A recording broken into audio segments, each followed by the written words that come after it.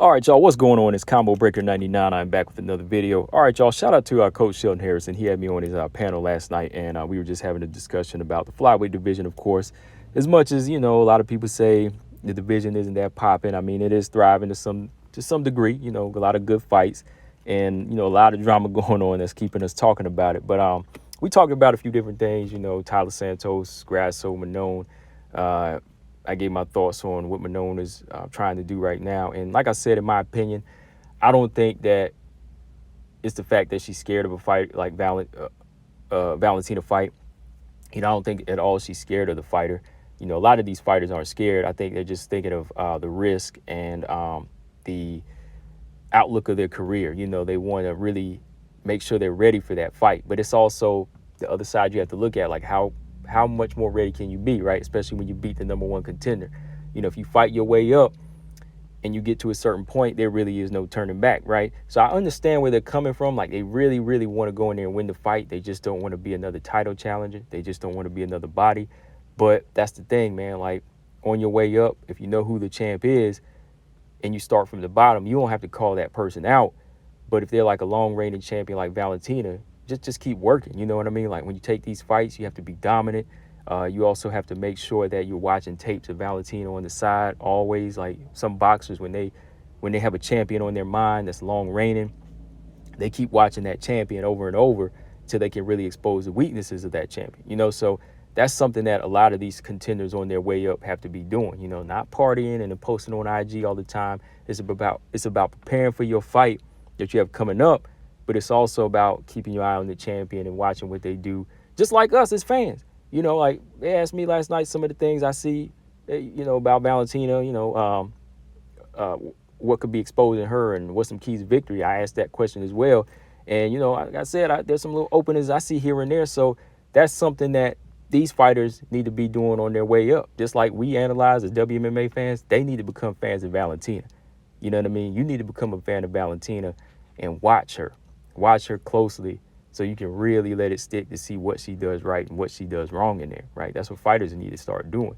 But like I was saying, though, I don't think it is a factor of her being scared. I think it's just being a little bit underconfident.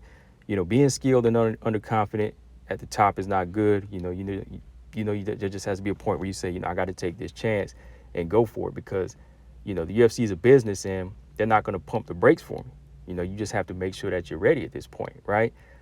So with that, I also brought up the fact, my man BJ, he did a video talking about these, younger fighters out here calling for smoke and they be ready for the champion. Well, I really can't just jump on those fighters like that just to make these fighters look bad, just to make these fighters at the top look bad. Because these fighters on the bottom, they're overconfident or confident, however you want to say. They're confident, but some are overconfident, but they're underskilled.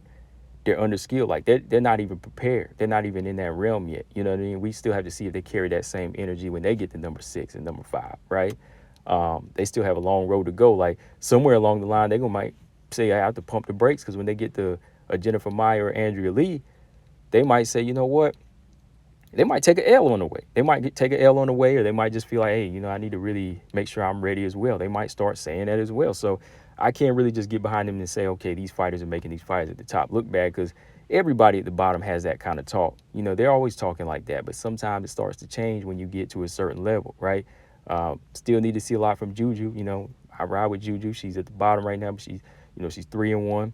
I like the energy, but eventually, she's just got to get in there and work, So I'm not going to say any of those fighters are making the ones at the top look bad.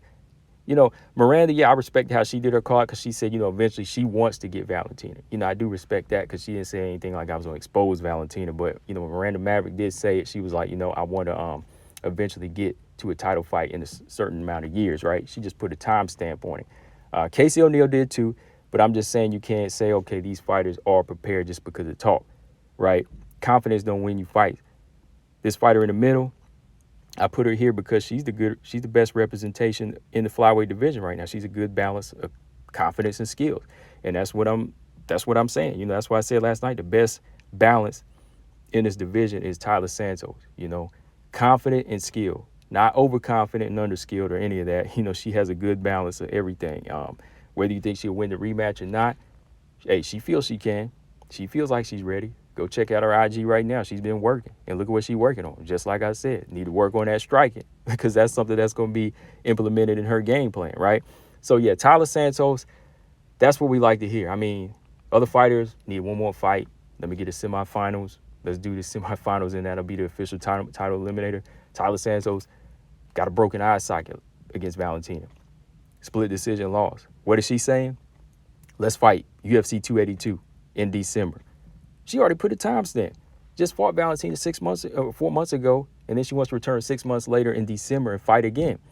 Now, what's that tell you? She's already broken that ice and said, you know what? The only way I'm going to prove I'm the best is to continue fighting the best. Now, me personally, if I was a trainer, I'd say let's get one more fight. Let's make sure you healed up first, and let's work on some things with a Lauren Murphy or whoever, or Caitlin Chikagian. Let's work it out with that type of fighter just to build up your confidence and activity. And then after that, we can go in there with Valentina. But her energy, I'm ready. She won 2 fights in a year with Valentina. What's that tell you about? That's why I say sometimes you got to break that ice and go ahead and take that chance. You might win it or you might lose it, but it'll tell you where you really stand. And I think that fight woke up something with Taila Santos and said, you know what? It ain't that bad. It ain't that scary because I know what I'm bringing to the table, right? She's been watching. And that's all I'm saying these fighters got to do as well. They got to become fans of Valentina and watch these fights like we do. Like the hardcore fans, there's a lot more hardcore fans on YouTube that watch it, but than me. Like, I don't consider myself that die-hard of Valentina.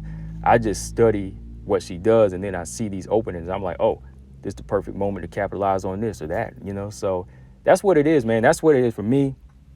This side over here, the Manones and Grassos, I think they are ready. They just got to take that chance. The ones at the bottom that are making that call out, or if you feel like their talk is, making these fighters look bad, not necessarily, because talk is talk. Actions are actions, and they still got to work. So they're just in another realm. Casey, Macy, all of them fighters, just keep doing what they do and see if they can keep that same energy when they get there, right? Valentina might not even be there in 4 years when they get there. So those fighters can't even, say that respect to them, but they're not the G's in the division that are really making these fighters look bad. Because, again, there's a skill gap, big skill gap. This balance right here is what you need. Right here in the middle, that's Taila, the confidence and the skills, all right? Again, rematch next, immediately, maybe not, but that's what we want to hear. That's what we want to hear. Anytime they ask her, she's going to be like, hey, I'm ready.